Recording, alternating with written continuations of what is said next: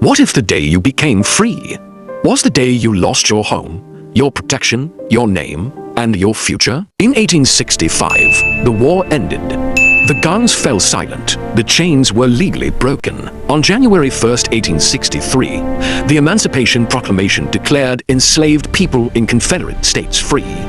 Then, in December 1865, the 13th Amendment to the United States Constitution made slavery illegal across the nation. On paper, freedom was complete, but freedom did not come with land. It did not come with money.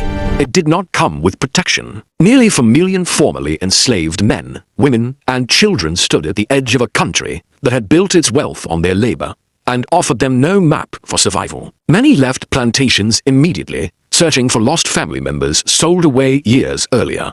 Others stayed, not out of loyalty, but because there was nowhere else to go. The federal government briefly created the Freedmen's Bureau to provide food, medical aid, labor contracts, and schools.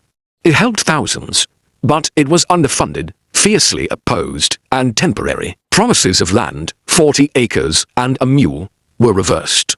Property was returned to former Confederate owners. Freed families who had begun farming plots were forced off. And then came new laws, restrictive state codes that controlled movement, labor, and wages. Freedom existed. Power did not. This is the side of history we rarely sit with. Freedom was real, but so was hunger. So was violence. So was uncertainty. The war ended in 1865. For millions, the struggle to survive had just begun. In April 1865, the guns of the American Civil War finally fell silent. For the United States, the war had been a brutal national conflict.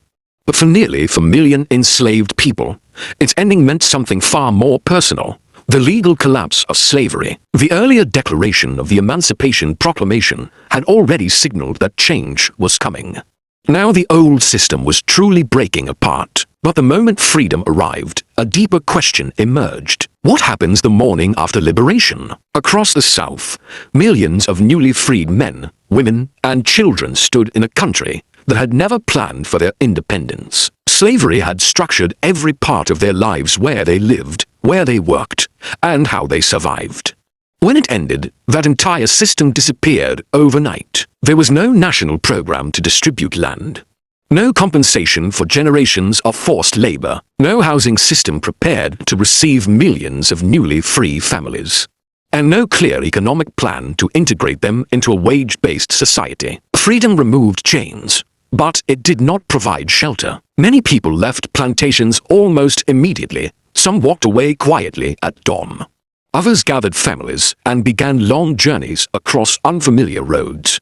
Their goals were simple but powerful: find family members who had been separated years earlier, reach areas where Union soldiers still offered some protection, search for paid work that might finally bring independence. Some traveled dozens of miles, others traveled hundreds, but every step into freedom carried risk, leaving men abandoning the only place where food, however limited, had once been provided. Work was uncertain, wages were not guaranteed, and in many regions, hostility toward newly freed people was already growing. Freedom had arrived, but the structure needed to protect it had not. For millions, the end of the war was not the end of struggle. It was the beginning of a completely uncertain future. By 1865, the war was over. But peace did not immediately bring stability. During the early years of the Reconstruction, the federal government briefly attempted to reshape the South. Union troops remained stationed in several former Confederate states, not as conquerors, but as fragile guardians of a new and uncertain freedom. For millions of newly freed people, those soldiers represented something rare: protection. To help rebuild society, Congress created the Freedmen's Bureau. Its mission was enormous. Agents distributed food, helped negotiate fair labor contracts, opened schools, and attempted to reunite separated families. In some towns, it became the first institution that treated formerly enslaved people as citizens rather than property. The government also divided parts of the South into temporary military districts, hoping to enforce order while new state governments formed. At the same time, Constitutional changes, including the 14th Amendment to the United States Constitution, promised citizenship and legal protection. On paper, the foundations of a new society were being built, but on the ground, resistance was immediate. Many local authorities refused to cooperate with federal officials. Economic opportunities remained tightly controlled. Land ownership stayed largely in the hands of the same elite class that had dominated before the war. Violence and intimidation became tools used to discourage independence. For many freed families, survival became a daily negotiation. Work was uncertain. Wages were often delayed or manipulated.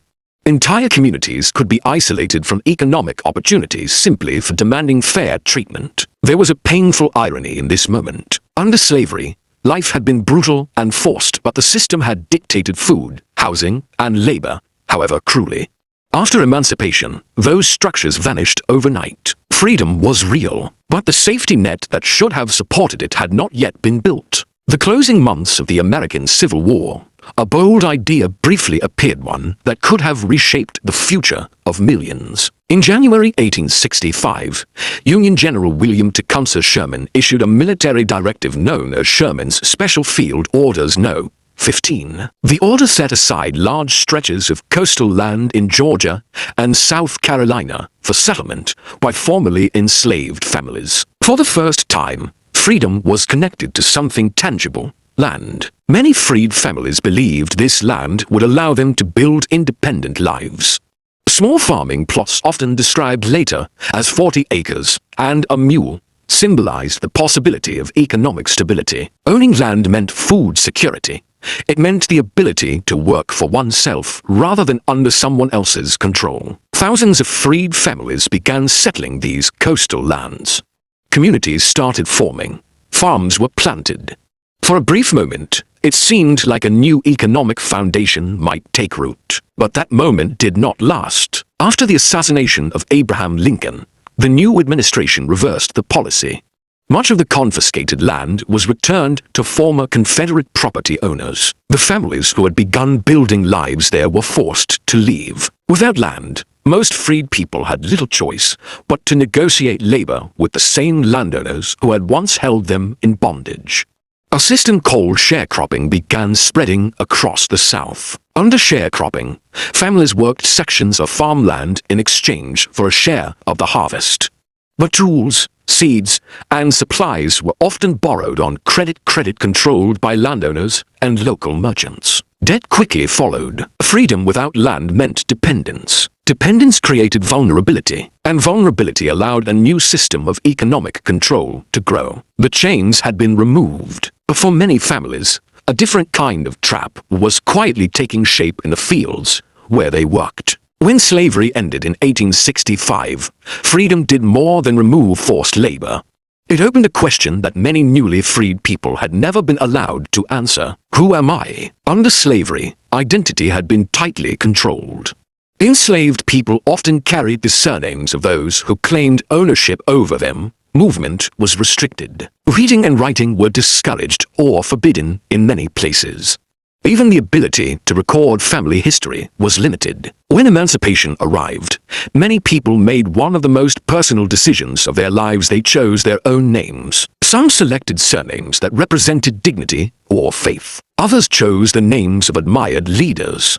Many kept the names they had long been known by, simply to remain recognizable to relatives who might still be searching. Because across the South, thousands were doing exactly that. After the American Civil War ended, separated families began an extraordinary search for one another. Husbands looked for wives who had been sold away years earlier. Parents searched for children taken from them in distant states. Brothers and sisters tried to trace relatives they had not seen since childhood. Newspapers became one of the most powerful tools in this search. Freed people placed public notices describing loved ones they hoped were still alive, giving names, ages, last known locations, and small memories that might help someone recognize them. In later years, many of these notices appeared in publications such as the Southwestern Christian Advocate, creating a remarkable archive of family reunification attempts. Some searches succeeded, many did not. Years of forced separation had erased records, scattered families across multiple states, and destroyed connections that once defined entire communities. Freedom allowed people to choose their own names, but it also forced them to confront painful uncertainty about ancestry, about family, and about the pieces of identity that war and slavery had scattered across a nation. By the late 1860s, the United States had rewritten its laws. The nation passed a series of historic constitutional changes known today as the Reconstruction Amendments. These amendments abolished slavery, defined citizenship, and promised voting rights regardless of race. On paper, the legal framework of freedom was finally in place. But laws alone could not rebuild a society overnight. The end of slavery had dismantled a system that had structured Southern life for generations. Plantations lost their labor system. Freed families were searching for land, work, and security. Entire regional economies had to transform at once. The transition was uneven, fragile, and often hostile. Economic instability spread across large parts of the South. Many freed families entered labor agreements that left them vulnerable to debt and manipulation. Land ownership remained concentrated in the hands of a small group of elites, limiting true independence for those who had just gained freedom. At the same time, political tensions intensified. Some Americans supported the idea of a new, more equal society. Others resisted it fiercely. Local governments, courts, and social structures often moved far more slowly than the laws written in Washington. Freedom had changed the legal definition of the nation, but it had not instantly changed attitudes, power structures, or economic realities. The result was a long and difficult transition, one that shaped generations of struggle for civil rights, representation, and opportunity. Freedom did not fail, but it arrived unfinished. Because liberation is not only the removal of chains. It is the building of systems that allow people to stand independently once those chains are gone. And when freedom appears suddenly, without preparation or protection, it can leave people standing at the edge of possibility and uncertainty at the same time. So consider the question history leaves behind. If freedom came tomorrow, but without land, resources, protection, or direction, would it feel like victory?